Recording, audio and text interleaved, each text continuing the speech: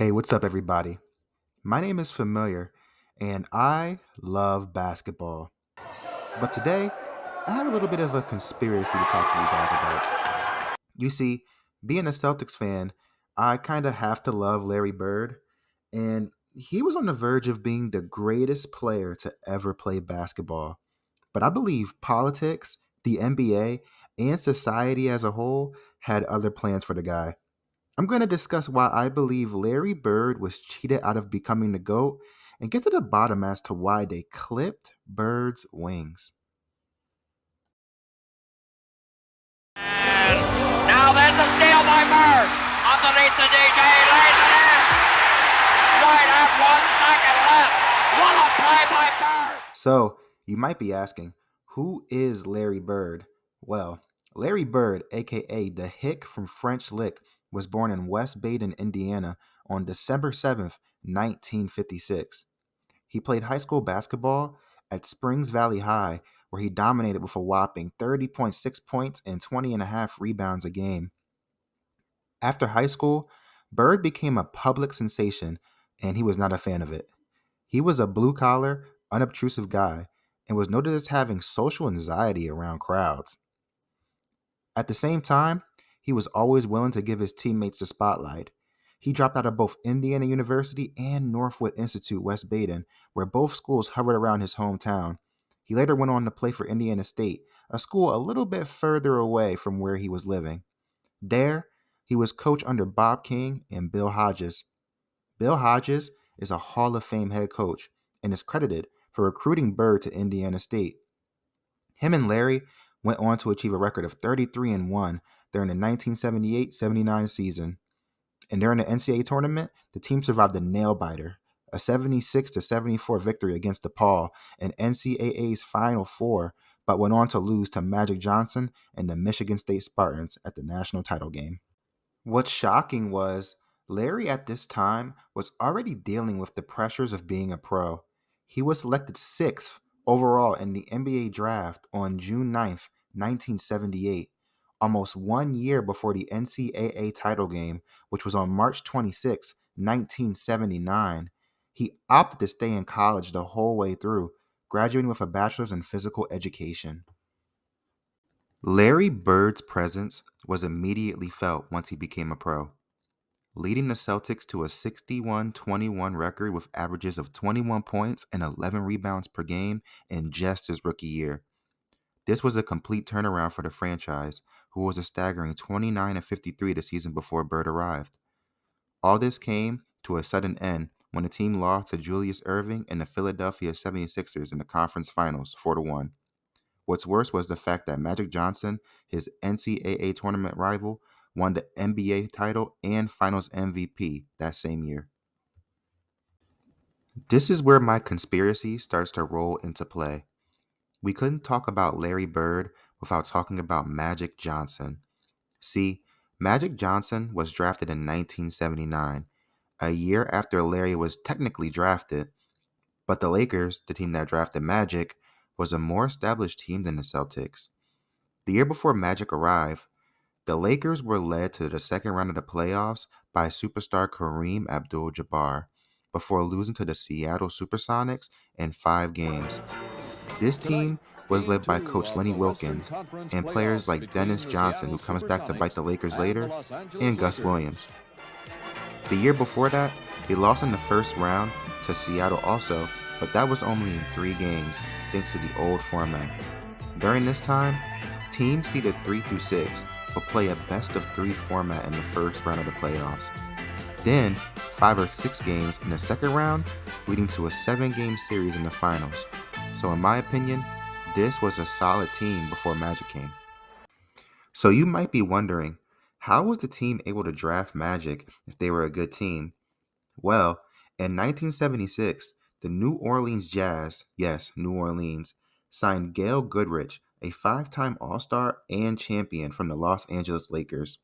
At the time, teams had to be compensated for losing a veteran player. The 1976 summer was considered the first instance of free agency, where players could sign to wherever they choose. This was also the time of the ABA NBA merger. During the 60s, Celtics legend Tom Heinsohn was named NBPA president after his teammate Bob Cousy stepped down. Heinsohn then hired attorney Lawrence Fleischer in an effort to achieve union goals. One of these goals was free agency for the players. This was a hard fight, with a strike escalating during the 1964 All Star game over pension agreements. Heinsohn was then succeeded by Oscar Robertson in 1966. However, it wasn't until the introduction of the ABA a year after and the signing of notable players such as Spencer Haywood that the NBA decided they wanted to merge. This was soon blocked by players with what was called the Oscar Robertson suit. Teams at the time used an option clause, which bounded a player to a team. Not only that, but teams were only allowed to negotiate with one team during the college draft, leaving players stuck. Then, when Oscar Robertson stepped down and was replaced by Paul Silas in 1975, the Players Association reached a tentative agreement with the league. This allowed compensation to be given to teams who lost their free agents through 1980. The compensation was also decided by the commissioner in the form of either cash, draft capital, or players. This allowed the leagues to merge, but also allowed players to negotiate with more than one team. So, in exchange for Gail Goodrich, the Lakers got the first round picks in the 1977, 1978, and 1979 draft, as well as a second rounder in 1980. During this time, the worst two teams in the conferences will actually do a coin flip to determine who would get the top pick in the draft. The worst teams the season before were the New Orleans Jazz and the Chicago Bulls. Fun fact, the Bulls at this time were in the Western Conference, while the Jazz were in the East. Since the Jazz owed the Lakers draft picks, they were forced to give up Magic Johnson, and the rest is history. But imagine if I told you the NBA rigged Magic's career to be successful. You see, the NBA and ABA at the time had huge differences. The ABA was a more flashy, up-tempo style of play that attracted talented players such as Julius Erving, George Gervin, and Artis Gilmore. This was opposite of the NBA, who had more of a half-court, traditional style of play. But the one difference that everyone seemed to have the most were the race differences. According to Reddit user Vintage NBA, the league around the time of the merger had an increase up to 75% in the players being black men. Sports announcers at the time were saying that white players such as Larry Bird were smart players, while black players were considered athletically gifted. According to a post by The Guardian in 2021, a writer at a young age would experience the myths and stereotypes that black people were naturally better at athletics. You can only imagine what stereotypes were going around in a post segregated society. These stereotypes force society to give black athletes few opportunities to represent themselves. Having successful black athletes was the exact thing the NBA was looking for and who they were trying to sell their product to. This type of infatuation allowed future black athletes you see today to be heavily influenced by the media, thus giving the NBA and all its members a financial opportunity. Magic Johnson and then Michael Jordan are key figures in terms of their media influence during their respective careers. At some point now, you probably were wondering, well, how does this impact Larry Bird being the GOAT? We will get there, but let's first discuss what Larry had to deal with, and part of that was the Lakers. The Lakers in the early 70s were a storied franchise, but were not successful. They had just won their first official title in Los Angeles during the 1972 season. After losing multiple times to storied franchises such as the Boston Celtics, New York Knicks thanks to Willis Reed, and the St. Louis Hawks. They also just lost all of their stars, Wilt Chamberlain, Jerry West, and Elgin Baylor, to retirement in the 5 year stretch from 1970 through 1975. Since the Lakers at the time were one of the biggest financial gains for the NBA, it couldn't risk being an underwhelming team. So they signed a disgruntled Kareem in 1975, which led to multiple playoff appearances for the team. However, as mentioned before, they weren't able to quite get over the hump until Magic Johnson was drafted. Magic, while the Lakers rebuilt, was already building a successful basketball resume. Before winning that famous college championship, He was at the time considered the greatest high school player to come out of Michigan. This was in reference to a newspaper from Owosso, Michigan, published in 1977. With the higher interest in black athletes at the time, on top of Magic's personality, there's no way the NBA didn't have their eyes on Johnson. It may have seemed like just a smart move, but Gail Goodrich and the Jazz franchise were most likely sacrificed for the betterment of the NBA. This move was made so that a storied, media savvy franchise like the Los Angeles Lakers had a better chance at being successful. Since the commissioner at the time had a say in what the Lakers would get in return for Gail Goodrich, the Oscar Robertson suit being lifted, there was nothing stopping the NBA from setting up their most media driven franchise, the Lakers, for success by giving them the opportunity to draft Magic Johnson. Just to add fuel to the fire, the Jazz from the years 1976 through 1980 never finished higher than the fifth seed in their division and continued losing even after the departure to Utah in the 80s, thus solidifying the Lakers' chance at a high draft pick. So, how does this all impact Larry Bird's legacy? Well, Larry Bird's first three seasons since being drafted all ended in 60 plus win seasons. However, he was only able to win one championship out of those first three in 1981. What you probably don't know is that Larry Bird didn't win Finals MVP that year. It was Cedric Cornbread Maxwell who took the honors. This was despite Bird closing the series out with 27 points in the clincher. Albeit, Larry Bird had inconsistent performances in that finals, but many people, especially at the time, felt he deserved the award.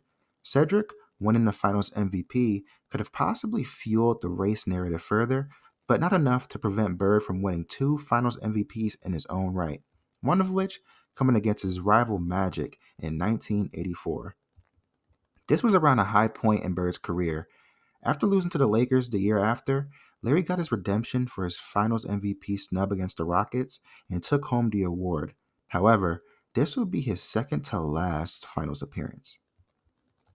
After losing to the Lakers in 1987, the Celtics with Larry Bird would never make it back to the finals.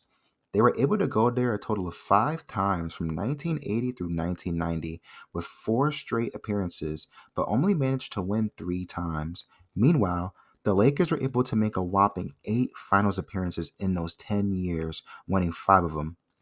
They even made an additional finals appearance in 1991 against Jordan's Bulls, which was what many people at the time called a passing of the torch moment for MJ. However, this all would have been different if Larry Bird did not hurt his back in the summer of 1985. Since Bird was a person who never shied away from hard work, he took pleasure in redoing his mother's driveway. Unfortunately, the work tweaked his back, and his games played subsequently declined as the years continued, leading Larry Bird to retire prematurely at the ripe age of 35. Now, for me, the question I had was, what was Larry Bird, a superstar, doing laying gravel down? Was his personality just the right fit for physical labor? Or was he so much of a family man he couldn't just leave his mother hanging? No, the real reason Larry got hurt could possibly lie behind the dollar sign. You see, around summer 1985, the year Bird hurt his back, there were a number of home improvement books that came out that year. These books included Ortho's Home Improvement Encyclopedia, Oxmoor and Sunset Home Repair books, and Weatherproofing from the Home Repair and Improvement series. When searching up Orthos, there's not much information you can find about the books because they were published so long ago. But after a little bit of digging, I was able to find out that Ortho Books was a publishing imprint of Chevron Chemical Company, which in 1985, year Bird got hurt, SoCal merged for Pittsburgh-based Gulf Oil and rebranded as Chevron, a California-based company.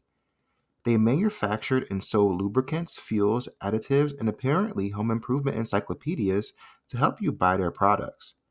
So, with their rebranding, an oil company based in California was able to persuade a woman from Indiana to redo her driveway, which just so happened to be the mother of NBA legend Larry Bird. And without possibly knowing, Chevron profited off of his injury. Larry versus Magic was all everyone wanted to talk about in the 80s. But when Larry got hurt, it gave everyone more opportunities to watch the Lakers. With more people gravitating towards LA because of the Lakers, Chevron, a California based company, gets the chance to make money because it's a local company. What's crazier is that because of the impact Magic made, he was able to influence people like Jordan, who then influenced people like Kobe and LeBron. And do you know where both superstars ended up playing? You guessed it, the Los Angeles Lakers.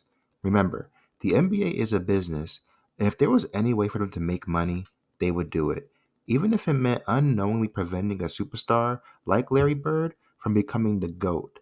They were able to turn Los Angeles and the state of California into a financial empire for years to come. And that's my take on why they clip birds' wings. Thanks.